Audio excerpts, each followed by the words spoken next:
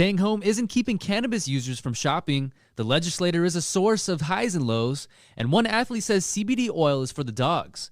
Happy Monday, everyone. It's March 16th, and this is your TRICHOMES Morning Buzz. Broadcasting live from the TRICHOMES.com studios in Southern California. It's time for your Morning Buzz. We bring you late-breaking news that keeps you up to date with what's happening in the cannabis industry. First up today, cannabis delivery services are seeing a spike in customers. Wonder why.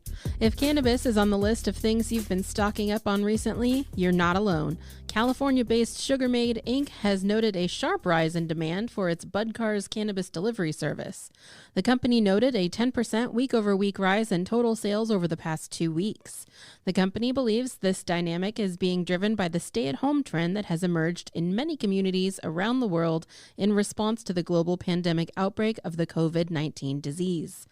They also believe this shift in consumer behavior will continue for the foreseeable future. As a result, BudCars is undertaking an expansion in headcount to meet the current and anticipated sharp expansion in demand.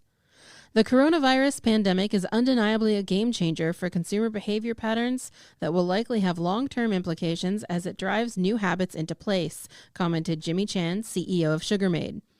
Chan continued, "We aren't just seeing a bump in the number of deliveries, but also in average order size, with many customers indicating they are stocking up on flower and edibles in case they need to stay at home for an extended period. We have even had a few customers indicate they are following the CDC's recommendation to have at least a 30-day supply of medication on hand." Next, the House has advanced 2 medical cannabis-related bills. The House Veterans Affairs Committee has advanced 2 separate pieces of legislation that address veterans' access to medical cannabis, Marijuana Moment reports. The Veterans Equal Access Act, a proposal put forward by Oregon Representative Earl Blumauer, would let VA doctors make medical cannabis treatment recommendations in states where medical cannabis access is legal. The VA Medical Cannabis Research Act, proposed by California Representative Lou Correa, would require the VA to investigate the effectiveness of medical cannabis in treating PTSD and other afflictions commonly faced by combat veterans. Many studies from around the world show cannabis's effectiveness for treating PTSD and chronic pain, Correa said. "It's time we did the research and got our vets the medications they need. We owe it to every veteran to never stop looking for ways to treat their scars."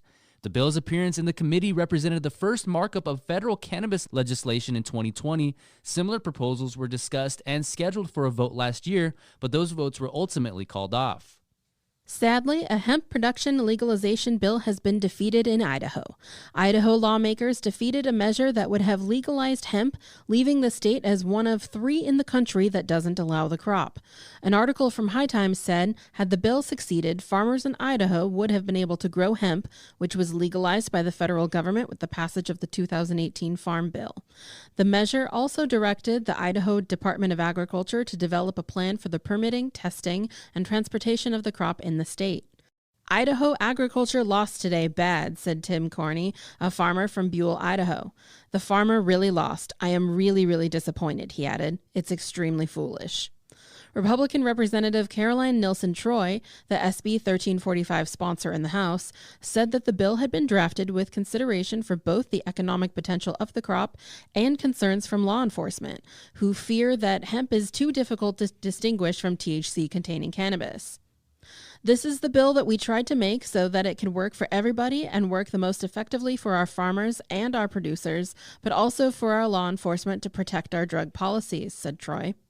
The bill would have allowed farmers to grow hemp for grain or fiber, but would not have legalized CBD, which would have remained a Schedule I controlled substance under state law, although it would have been defined separately from THC-containing cannabis.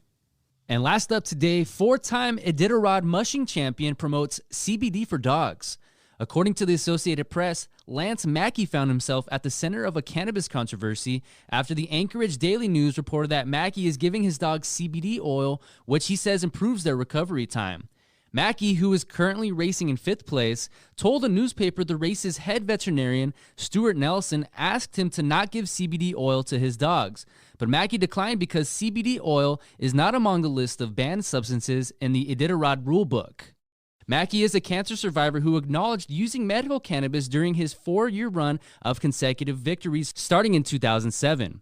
The Iditarod eventually banned cannabis use by mushers in 2010, which Mackey chalked up to other mushers being jealous of his string of championships.